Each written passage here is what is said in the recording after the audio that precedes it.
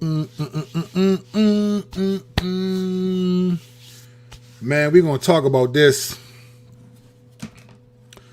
We're going to talk about this one. Yeah. Hey, first of all, shouts to all the people, man.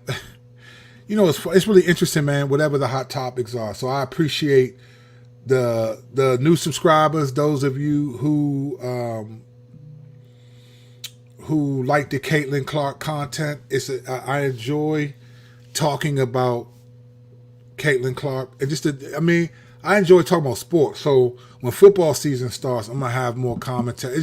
I just try to give you who I am on this channel. I'm not doing nothing for just clickbait, and this is just who I am. This is how I feel. This is what I think. If you like it, cool. If you don't, you unsubscribe, and I get it. I'm with it, all of it. But I just have a lot of opinions about stuff I played because I played basketball. And honestly, I've been shocked by the WNBA in the game. I've been shocked by Caitlin Clark. So it's been fun. It's fun to talk about that. I got a couple of more videos about that coming up. But today I want to talk about something different. All right, so many of you know, if you've been following the channel, I was in California. A friend of mine who planted a church out of there in 2009, he's a buddy of mine. He planted a church in San Francisco, and we did some theological training together. And so we became good friends. And so he brought me out there in 2009. I was his first guest preacher. And so I've been going to San Francisco every year for the last 15 years. I've enjoyed it. Twice I have stayed out there for a month, in 2018 and then this year, over a month preaching at his church. So I was there and it was a good time. But to be honest, there's no place like your own church, your own home church.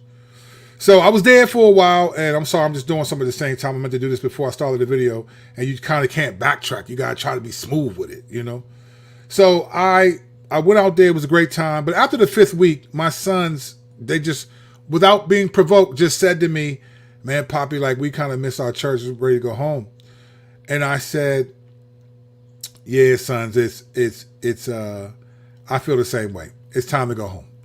So obviously we got home and I was at my church on Sunday, surprised them and all that stuff. But in the course of that, I just had conversations with my kids, and I was thinking about this because I know everyone knows people who were once believers and who have since said, I'm no longer a Christian. And I get it from the standpoint that it's real. I don't get it from the standpoint that I think it's something that people should do. But in the culture that we live in, there are going to be people in all walks of life who are going to say, I no longer believe this thing that I once believed. So I was talking to a friend of mine today, and I was thinking about a friend of mine. You've heard me mention him before, and many people know this friend of mine. His name is Joshua Harris. He wrote a book that became super popular a few years ago called I Kiss Dating Goodbye. Now, Josh was a friend of mine. I was on staff at the church with Josh, and so I saw the impact of this book.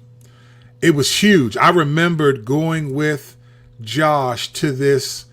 I think he was teaching at a conference, and what he would do was, I was an intern at the time, and what he would do is take an intern with him and travel. So it was my first time going with Josh. In fact, I remembered this specifically because I was like a broke intern. I'm from the street. Josh was like he was famous. He had money. So he showed me the first time I ever saw an iPod. We were on the airplane. I think we were going to Indianapolis. And he just showed me this thing. And I was like, what is that? And he was like, it's kind of like an MP3 player. But at the time, I didn't know what an MP3 player was because I didn't have one. And so he showed me how it was the first iPod, all these songs are in it. And I was blown away by that. So it was cool, it was fun. But I remembered being at this conference with him. And it was just, I'd never experienced this because I was new somewhat to the faith and new to just the evangelical culture, particularly the white side of the evangelical culture. So we go to this conference, and it was like, Josh was like, almost like a demigod to these people. Oh my gosh, all this stuff like that. So I was watching all these girls. These are pretty girls coming up to him, talking to him, all these people and I was like, wow, there's really a generation of people who profess to be Christians that are taking their cues on dating from this dude. Now I know Josh, so I was like, he's a cool dude, but I was like, wow, it's funny how people perceive people in terms of you write a book and all of a sudden you have all knowledge. So, I watched this happen, develop. I watched over the years the book take off and Josh write other books. I was an intern on staff at Covenant Life Church where Josh Harris went.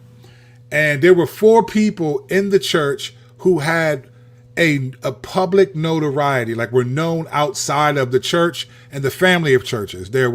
Josh was the most known. C.J. Mahaney was the lead pastor, and he was growing and known.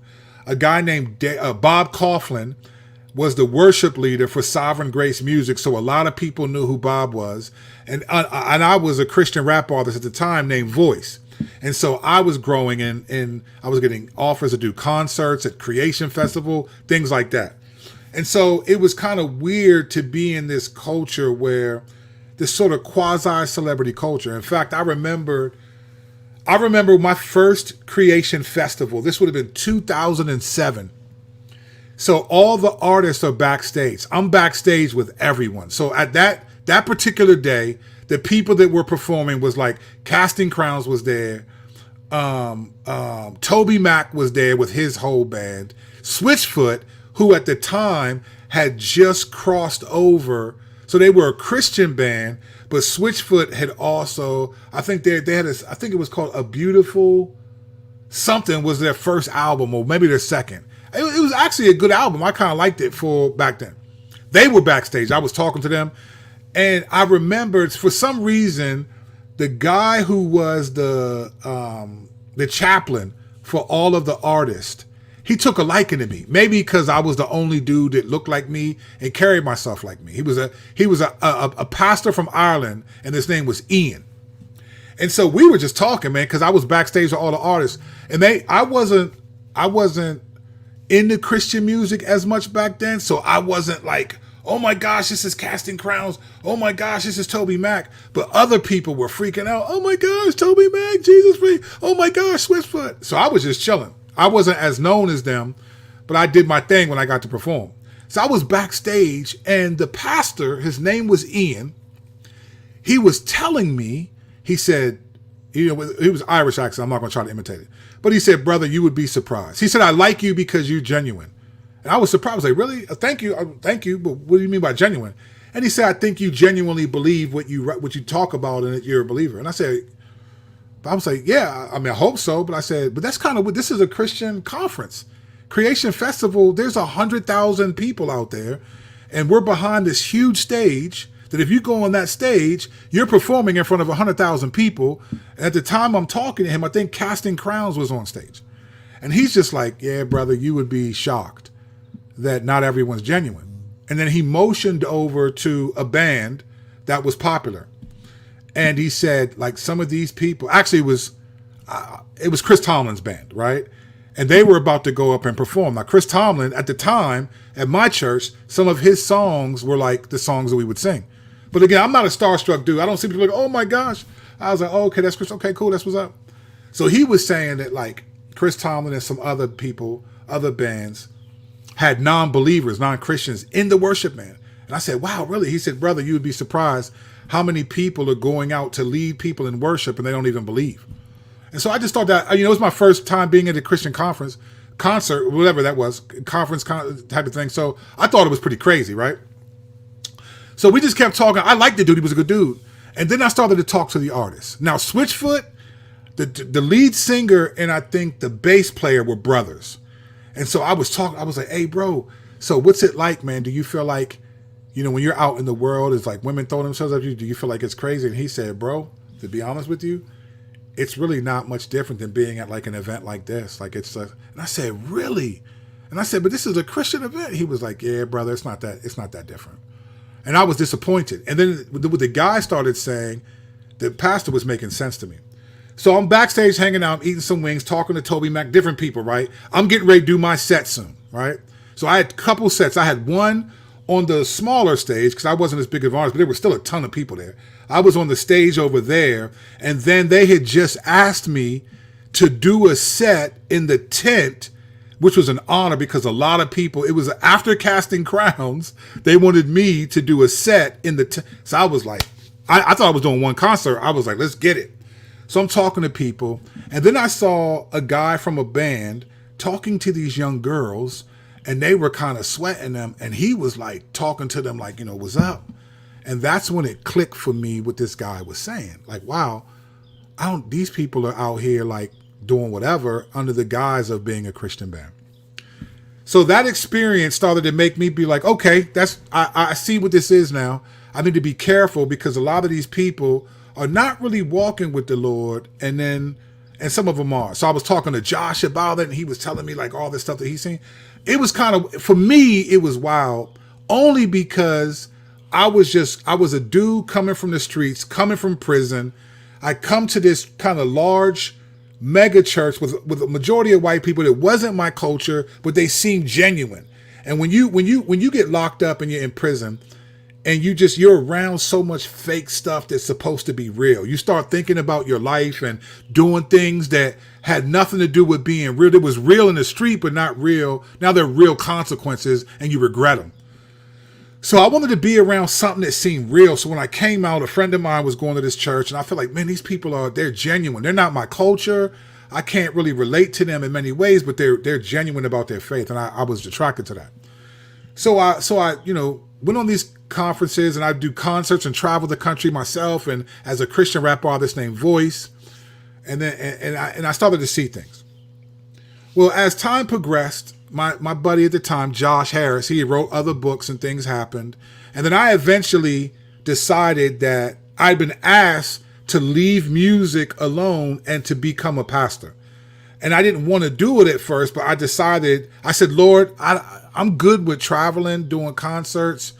I wanted to do that. And I said, but if it's your will, like open doors, right? So I said, close doors or open. So doors started closing for me to travel and perform.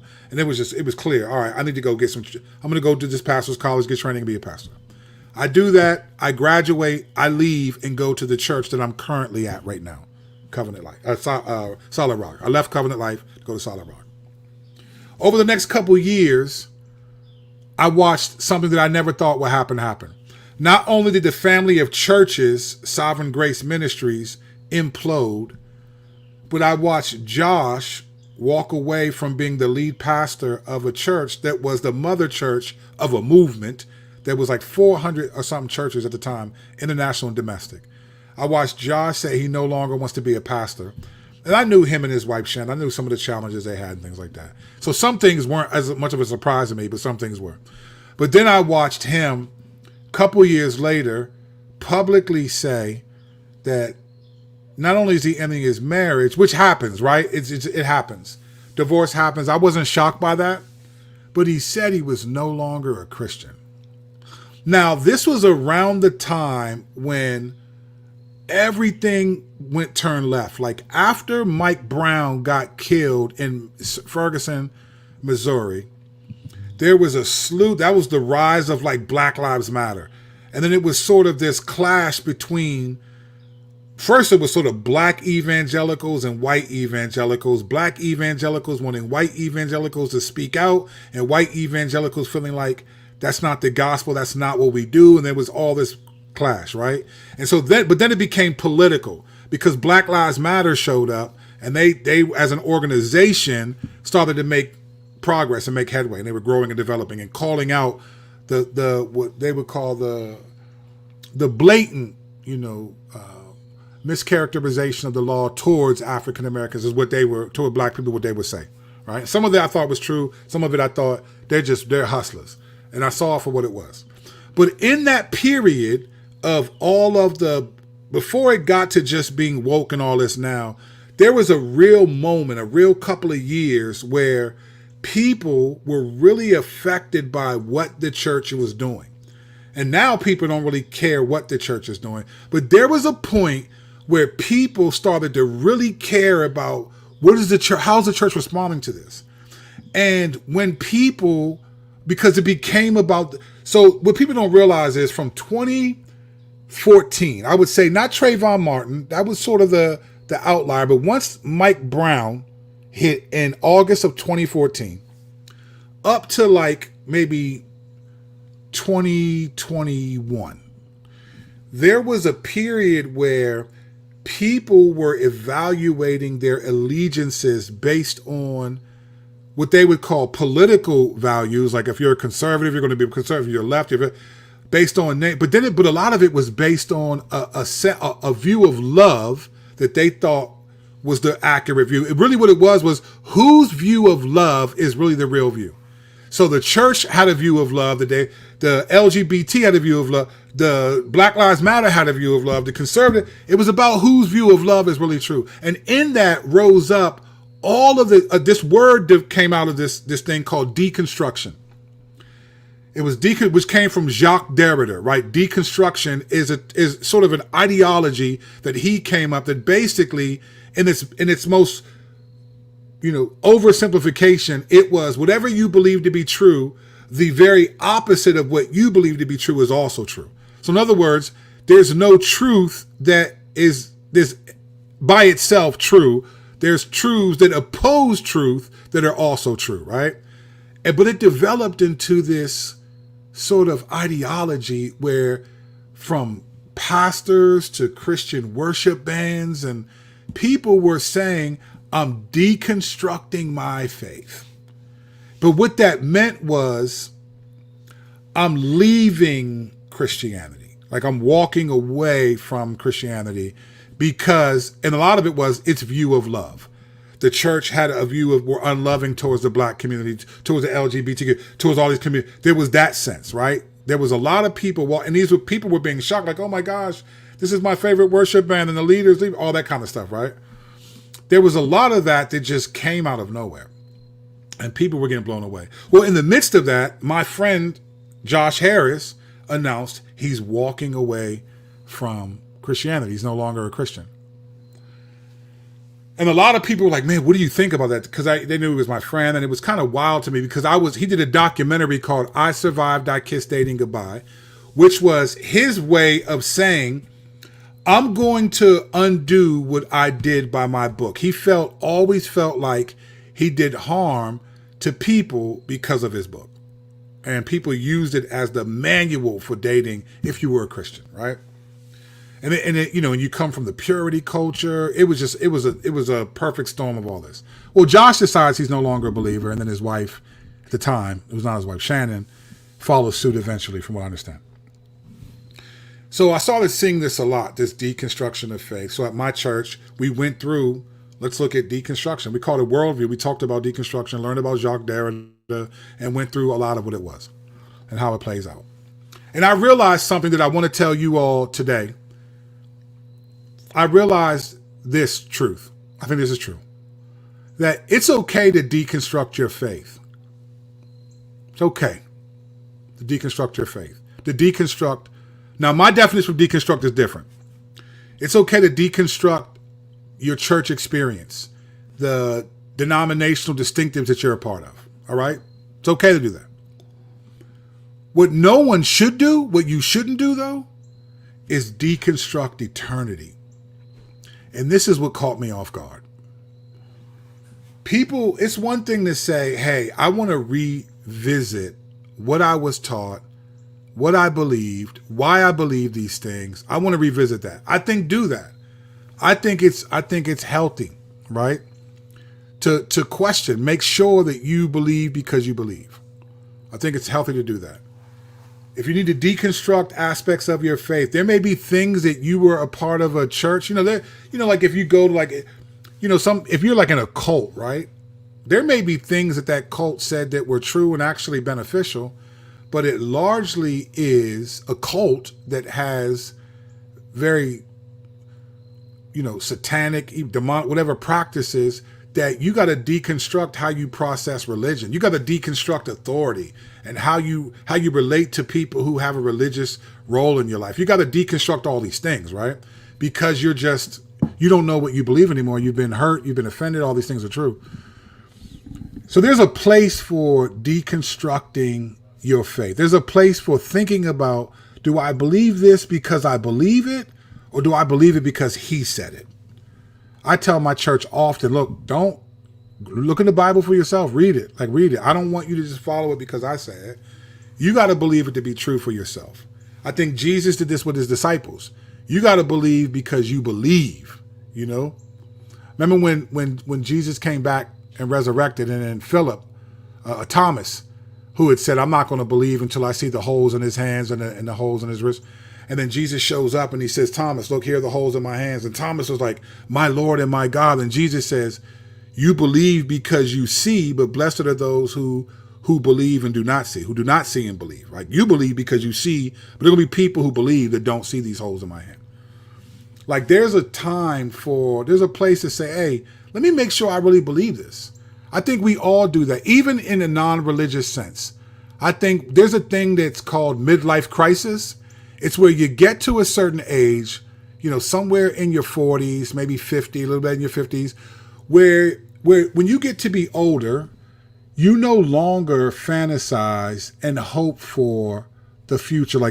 Your hopes change. When you're young in your 20s, your teens and 20s, you have no idea what your life's going to be like. You don't know who you're going to marry, how much money you're going to make. You don't know if you're going to be famous. So you can have a lot of hope and desire.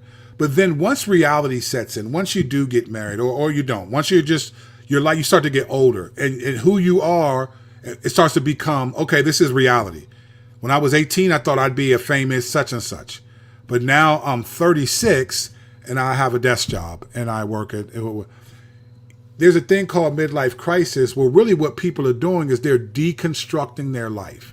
They're looking at their life and saying, man, this is not what I thought I would be. And some people, it becomes a crisis. So you might see someone might just divorce their spouse and try to marry someone younger.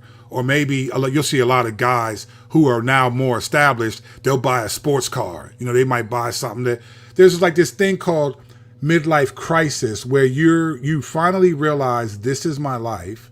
This is not what I thought it would be. And now I need to rethink about my life, what I thought. There's nothing wrong with that. There's a place for deconstruction where you're thinking about your life, your faith, your denomination. There are things that I believed years ago that I don't subscribe to that anymore. I don't necessarily feel that way. There's nothing wrong with that. It's called grown up, right? It's called growing up, or what they call now lifing, right? Life be lifing. Call it lifing, right? It's just, that's a part of it. But I've watched people, it's one thing to deconstruct your faith. Let me make sure I believe this. Let me make sure that this is because I see it and I have a real conviction. Not because this person told me that and I just believe that. I think this happens a lot with parents and kids. Parents tell their kids what to believe and instead of how to think, they tell them what to think. And then these kids grow up, man. Your kids, they're not toddlers anymore where they just do whatever you say and they become preteens and they become teenagers. They start wondering, and they graduate, they become adults, and they start thinking, do I really believe that? Do I still believe that? I know that I was told, I was raised that way, but do I believe that? Do I care about that? That's a natural progression of life. But there are people who hear the truth, at one point believe the truth, and they're deconstructing their faith is not, I'm evaluating my faith and seeing what things are good or not good. People start deconstructing eternity. Let me explain what I mean by that.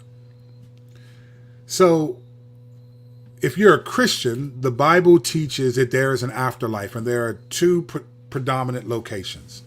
One is in the presence of God and in eternal love, which is usually called heaven, right?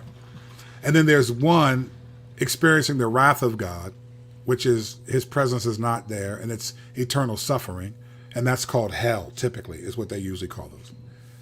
That's what the Bible calls them, in the New Testament at least. And the life that we live here sort of is the case study for where we go in eternity. You know how you ever go to a funeral and you ever see, or go to a graveyard and it'll have someone's name, John Smith, and it'll have the day he was born, May 10th, 1983, and then it'll have March 14th, 2023, right? So to have that with a dash in the middle and then the two numbers, the 2 years. His born date, his death date. That dash in the middle is his whole life. That dash in the middle is his whole life. Everything he ever thought, said, did, believed, every person he loved, hated, paid for, cared for, hurt, was hurt by. It's all in that little dash between the day you were born and the day you died on your tombstone. But that little dash it determines your eternal destination if you believe in Christianity. I'm a Christian, I'm a pastor, I believe that the Bible is true. And so when people deconstruct eternity, when they deconstruct their faith, which means I'm walking away from the faith, what they're saying is I no longer believe in Christianity. But you don't just say I don't believe in Christianity. What you're deconstructing is eternity. Because Christianity is not a religion that's about just morality, even though many people treat it that way. It's not it's a destination religion, right? Some religions don't have destinations, some do. Christianity is a destination religion. You're going someplace when you leave here. Where is going to determine what you do in that dash, what you believe, how you live. That's what Christianity, there's some other religions that teach that, that think that way. So when people are deconstructing their faith and they say, I'm walking away from Christianity, you're not just walking away from a religion of rules and morality and going to church. You're walking away from eternity, an eternal destination. And if you're walking away from Christianity, then you're going to the negative eternal destination, a place called hell where God's wrath is. There's eternal punishment for that. And this is the reason why I'm saying this is because I've always been struck by, I've as a Christian and a pastor, I've sinned and been sinned against by plenty of people. I did a video maybe 2 months ago about, man, you got to learn how to be sinned against. You just get so easily offended. Like people are so easily offended. You got to learn how to be sinned against and not have to sin back. But I've watched, as I've thought about it, and then also in that deconstruction era, a lot of people with deconstruction, they were calling it church hurt. Like they were hurt by the church. And they called it church as in like the universal church. But no, you were hurt by your local church or some churches or some leader or that was connected to a church. And that makes sense. It wasn't like the whole church hurt you because you're not even popular enough to be hurt by the whole church. But there were some people who hurt you or whatever, that sinned against you. And I don't know all the details of everyone's story, but that was a reality. And I remember thinking like, man, why is this church hurt always aimed one way? It's always top down. But leaders get hurt too. You invest in people's lives. You care for them. You pray for them. And then they leave the church. They accuse you of things. And they're like, what? Or they'll say stuff. It's like, you have a relationship with me. Why didn't you just meet with me and tell me? But they'd rather send you an email. All this stuff happens. So leaders also get hurt. And I remember one day thinking, man, I wonder if being hurt by other leaders or Christians was the impetus, was the justification for leaving, deconstructing my faith, deconstructing Christianity, then I don't think there would be anyone left. Because even the people that got hurt by people also hurt people. There's no one. Even if you're not a religious person, you cannot live in this world without hurting and hurting people. Being hurt by and hurting, it's just going to happen. You're going to offend people. They're going to have to forgive you. They're going to offend you. You're going to have to forgive them. It's just par for the course. It just is what it is. And I thought, man, if I deconstructed my faith because I was hurt by people, and if everyone did that, there would be no faith left. So to start thinking about this reality of like the excuses that people gave or the reasons that people gave for deconstructing their faith blew me away. And then I started to really get into some details and talk to people and see what people, and I just thought like, wow, people, let me tell you what's insanity, right? People say insanity is doing the same thing and expecting different results. That's one definition. I don't think that's an all-encompassing. Let me give you a definition of insanity that I think is insane. Is thinking that something is no longer true and then it no longer is because you feel that way. I think that's insanity. Let me give you a practical example that's kind of outlandish to make a point. Let's say I decide that I no longer think gravity has a hold on me. Like, I think I can oppose gravity. Let's say I believe that. I genuinely think that, like, I think gravity is, let's just be really stupid, right?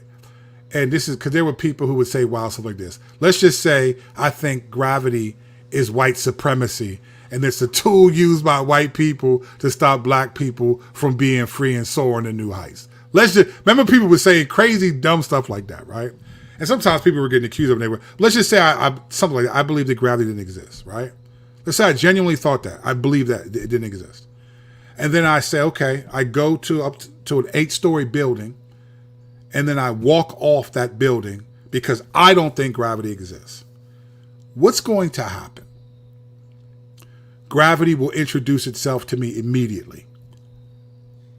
Immediately. And I will come either to my death or to a devastating physical state that shows I was wrong about gravity.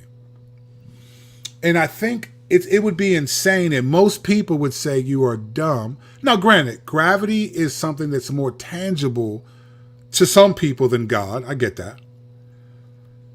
But it's the same principle. Like, it's insane to think that something that I believed is true, which I think Christianity is. And again, there are things that people believe that they can say, well, that can go with anything. Fine. That's fine. I'm speaking from my faith. Something that I think is true, that I no longer believe is true, means that none of it's true. And this is what I get worried about when people deconstruct their faith. You're deconstructing eternity, fam. Like, just because you no longer think hell is true or heaven is, it doesn't mean that's true. And I don't get, like, how can you have been exposed to this, then say it's no longer true and none of it's true? Listen, your leaders may not have been genuine in their faith. They may have done things that hurt. There may be things that you were taught that were wrong and they're not true, and you see that now, right?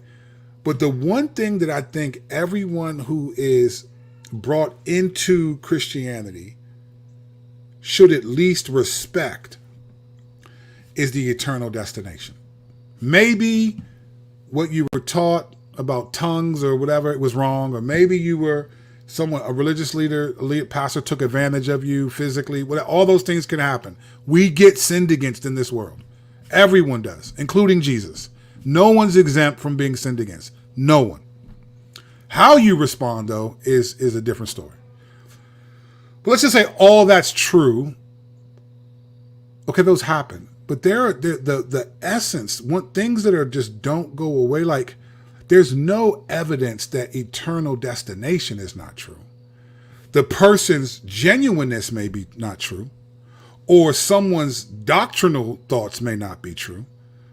But the eternal destination of Christianity has yet to be proven untrue. In fact, I just saw a YouTube video that I plan on watching that was entitled 80% of people who die or have near-death experiences, it said 80% all have negative, like bad, like experiences. It said 80%. I want to watch this video. It said 80% of people that have these bad experiences. And I just thought, let me read this article. It should be here. It's not an article, though. It's a YouTube channel. All right, I'm not going to find it. But it says that. It says they have negative experiences, bad experiences. So I want to say this. If you're a believer, Christian, and you're struggling, you're experiencing things that you're doubting, certain things, that's understandable. You may have leaders or people that you looked up to that have let you down.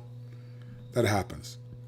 You may need to deconstruct your faith in terms of what I fundamentally believed is not as true as I thought. There may be aspects, doctrines, different things that have happened that you no longer, I don't believe in that anymore. Maybe you're reformed and now you don't believe in it. Or maybe you weren't reformed and now you do. Get it. But you can't deconstruct eternity. And eternity is the location, the destination that people go to. Now, the Bible says this. For it is impossible in the case of those who have once been enlightened, who have tasted the heavenly gift and have shared in the Holy Spirit. It says, and have tasted the goodness of the word of God and the powers of the age to come, and then have fallen away, to restore them again to repentance, since they are crucifying again the Son of God to their own harm and holding him up to contempt. Now, this pushes back against the once saved, always saved argument.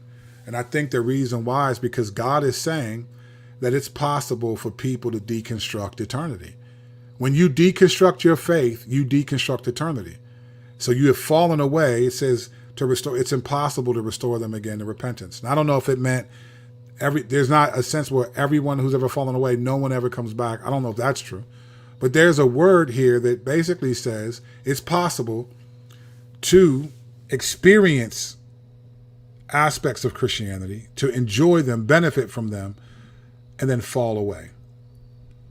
And what I'm saying is, listen, people ask me all the time, hey, you think Josh Harris is going to come back? I say, I don't know. I'm not the Lord. I don't know. I hope he does.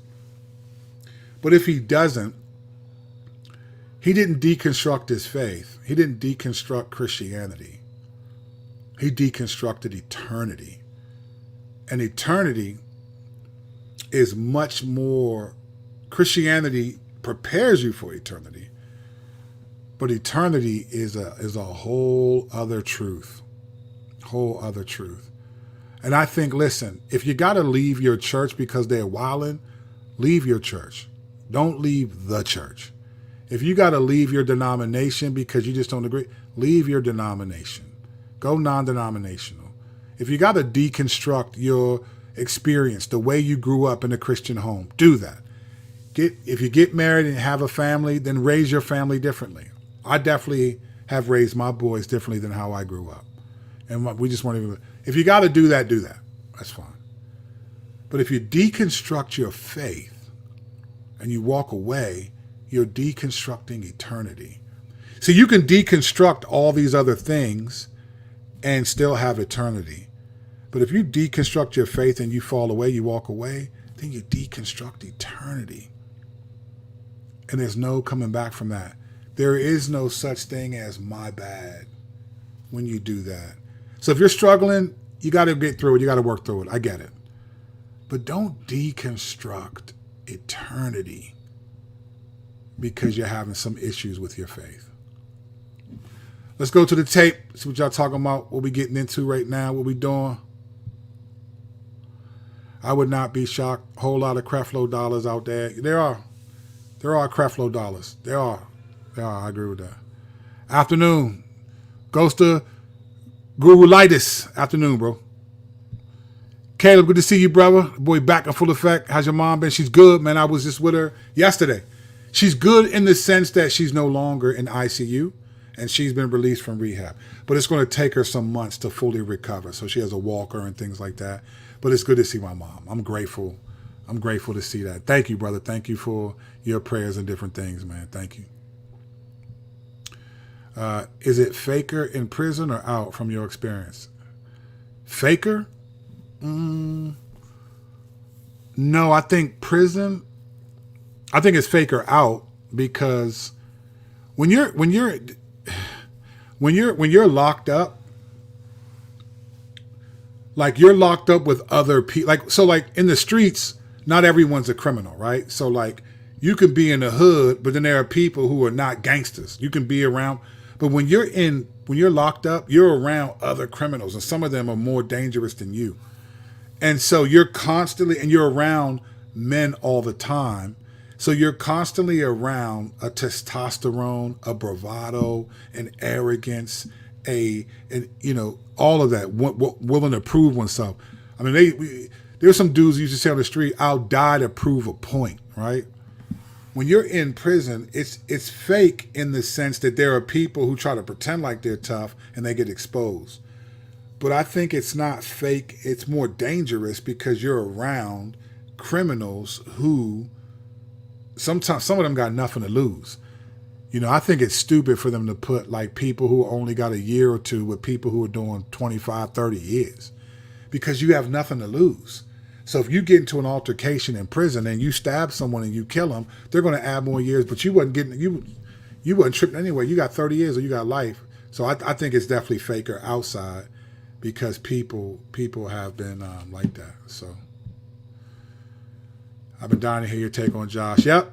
Shannon went to church. We were at church together at Covenant Life, so she knows Josh well. Yeah. My take is I hope he comes back. I hope he comes back to the faith. But if he doesn't, I think his eternal punishment is going to be very severe because he tasted of the truth. He led many people to think, he led many people to try to grow in their faith, but then also have contributed to people walking away from the faith because we live in such an influencer culture. Back when Josh wrote that book, we weren't calling people influencers yet. Now you're an influencer. And there's a difference between a leadership and an influencer culture. I've said this on the previous video. Leadership culture was more like in the baby boomer generation. Like Martin Luther King, like him or not, was a leader. You had different leaders. Even presidents, were leaders back then. It was a different thing. Now, leaders have a vision and they lead people to that vision. Influencer culture is different. Influencers are you're influenced by the individual and his preferences, not a vision coming from him. His vision is support him in this ministry. Even in church, like I'm not judging anyone for having this. I personally think you will never hear Kirk Kennedy Ministries. I think it's stupid to name a ministry after yourself because your ministry is about Jesus Christ. I just think it's wild when I hear such and such ministries. Like, I don't have a ministry apart from Christ. So you'll never, by the grace of God here, I think people who do that, you're just creating you're cutting yourself out to be, oh, you have a ministry to be. So I think Josh was one of the first influencers, like the first generation where that influencer ideology is coming to pass. And it becomes now, this is what it is. Anyone can have a YouTube channel, a Medium page or whatever it is, and they can Twitter, if they got followers, they have influence. People want to be like them. And so I think that Josh was an influencer who got influenced by the enemy, and now he is where he is. Back in Blueberry Land. 100%. Good to be back, man. Good to be back. I believe Casting Crown band wears dresses now. No kidding. Can't listen to these jokers. Christian music isn't. Yeah, I don't keep up with them, Hughes or Proud, but I remember when I was backstage at different creation festivals, I remember seeing the lack of sincerity from just what would have been some of the most popular Christian brand. It's one thing, I will say this. So the family of churches I was a part of called Sovereign Grace Ministries, they blew up, they imploded. They still exist, but many people have left. But I will say this though, this is the baby with the bathwater. Like there was a lot of stuff that Sovereign Grace did wrong, but there was some stuff Sovereign Grace got right. Like and maybe because I'm just cut different. I didn't drink all the Kool-Aid, as they say. So there were things that I just wasn't banging with, and I was strong enough to not bang with them. But I think there were things that like I learned that I still do from Sovereign. There was a call and a seriousness about holding. Let me tell you this. If you're a believer, remember Matthew 23 when Jesus said, the Pharisees sit on Moses' seat, so listen to what they tell you, but don't imitate their lifestyle. We throw the baby out with the bathwater. Oh, this guy taught this and he was a hypocrite, so now everything he said is wrong. No. The Pharisees sit on Moses' seat. Those Pharisees weren't going to heaven in eternity because they didn't believe in Jesus, but they understood the law of Moses, so Jesus was like, look, God's still going to use them to explain things, but they're not going to have. I think Christians that throw the baby out with the bathwater is not biblical. It's stupid. They're going to be people who teach you things that you trusted them, and they're going to prove themselves not to be genuine, right? That what they said is still true. If I tell you, listen, be careful when you pull out of this parking lot. Don't look both ways before you pull out because there's been a lot of accidents and people don't see this car. Let's just say I tell you that, and then I don't do it. I'm on my phone as I pull out, boom, and I get into an accident. It doesn't mean that because I didn't take my own advice that it wasn't true. I think we have to evaluate truth not by did the person who told us it do it, but is it true in the sense that it's true because I should do it or because it's biblical, whatever it is. Truth isn't true because people believe it. It's true apart from that. Jesus is still Jesus, whether you believe in him or not. It's not like if everyone decides to no longer believe, whoever professes to believe in Jesus, if everyone decides not to believe in Jesus, that somehow he disappears. This isn't what it is. This is true no matter what. So, yeah, so casting crowns, if they're wearing, I feel bad for them, man. Foucault was a major figure in that ideological tradition, 100%. I praise God for Joshua Harris and his book, Not Even Hint. Yep, when I see his shoulder, yo, I don't even squint. Tim Brindle, at my concert, I brought Tim Brindle, Shy Lynn and them down in Christ Centric, did a concert at my church, had a freestyle session at the end over the All About the Benjamins beat, and Tim Brindle freestyled that verse. So, yep, I agree. Yes, brother, I agree, but some people are churchgoers and some really Christians. These two are not the same. I agree, but let's be honest, Believe in Hope. We don't know the difference. Even in the Bible, Matthew 13, it said, like a farmer planted, and then the next day there were tares there. And someone said, what happened? They said, the enemy has done this. So they said, should we go and take out? And he said, no, let them both grow up together. So in all seriousness, you can't say who's a real Christian or not, because it's not like, well, I made a profession of faith or I read my Bible. It's he who endures to the end will be saved. You might stumble a little bit, but then you still believe until you leave. A lot of people think being a Christian is about making a profession of faith. I'm not saying you're saying that, but a lot of people think Christianity ends when you make a profession of faith. No, Christianity ends when you take your last breath and you still believe in that faith. It's enduring to the end that makes you saved. It's not making a profession of faith. So we don't know. You're right. There are some who are, and the two are not the same, but we don't know who that is. We don't know who's the same because we're not the Lord. We can't tell who really believes in him. So that's what makes it difficult. What's a Christian? Biblically, a Christian is someone who says, I believe in Jesus Christ. I believe that in his life, death, and resurrection, I believe that he died on the cross for my sin. I believe that he rose from the dead. And I believe that he is the way, the truth, and the life. And I want to follow I don't want to just profess to believe in him, but I want to try to live according to what he said. A Christian is someone who says, I am choosing to follow and believe in Jesus.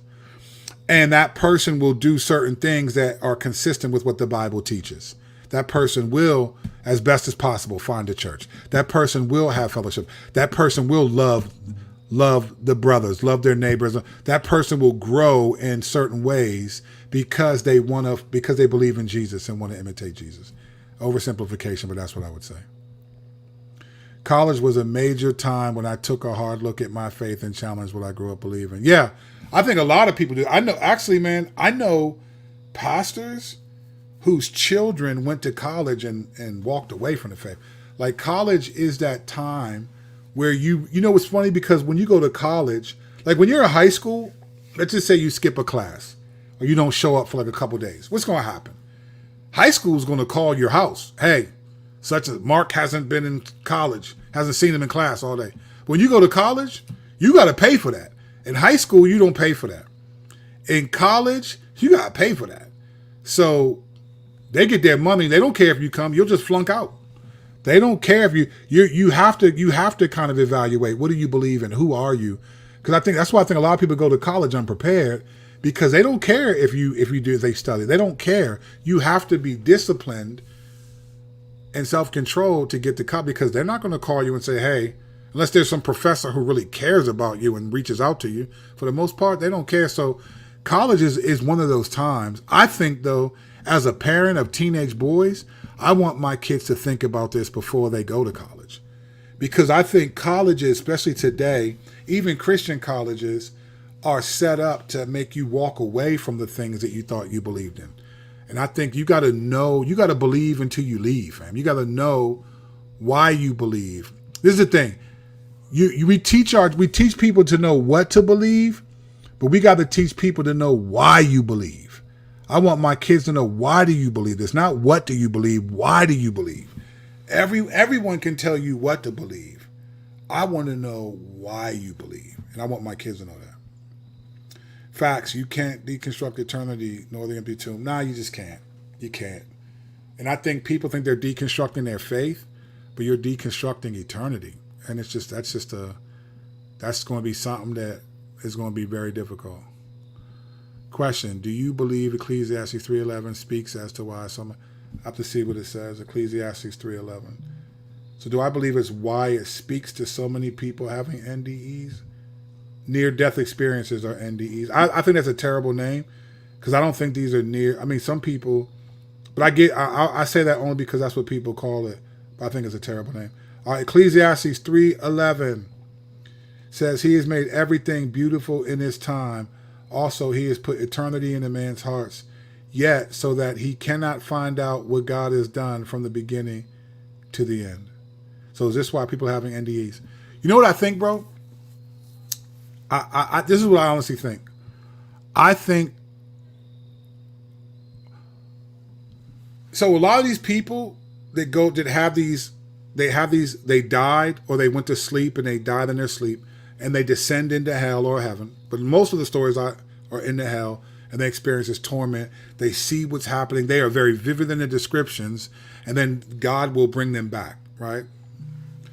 I think the Lord is doing that. I think those are genuine stories too. I don't think those are all just people making this stuff up and having vivid dreams. Because I'm going to be honest with you, I've had some vivid dreams, but rarely do vivid dreams change my life.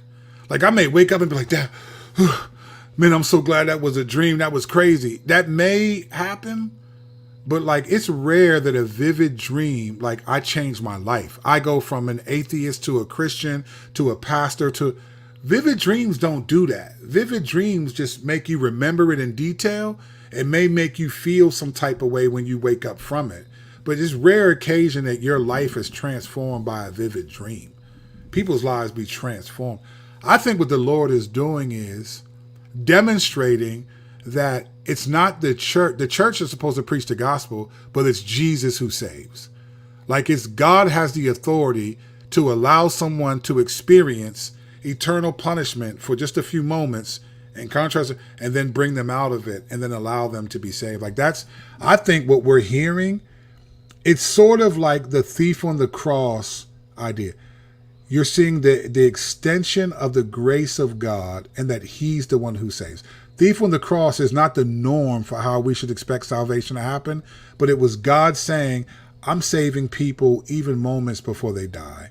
I think these experiences, which we're calling NDEs because they call it that, are God, Jesus himself, letting people experience it and then intervening and bringing them back. So these are thief on the cross experiences, if I were to try to be biblical. But I think that's the real reason why. I think it's proof that Jesus is saves.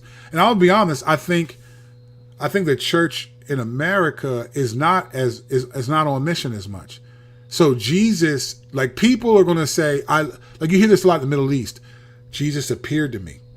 He appeared to me in a vision and then told me, and then I got saved. They rejected Islam. So I think God is doing that because he's really the author of salvation. He's the one that wants people to be saved, especially when, as the church, we're just too distracted by all these different things to be faithful to proclaim the kingdom. So that's what I think. Love to believe till you leave. Yep, that's my joint. BUYL, believe until you leave. That's my joint. So appreciate y'all. As Blessed and Hope said, have a blessed and safe night. Appreciate y'all. I got some more. I got plenty to talk about, but I gotta I gotta be on my grind because the WNBA is becoming like a wonderful soap opera that's fun to talk about. So I'm gonna be on my grind. But I appreciate y'all. Keep moving. Persevere to the end. Grace and peace.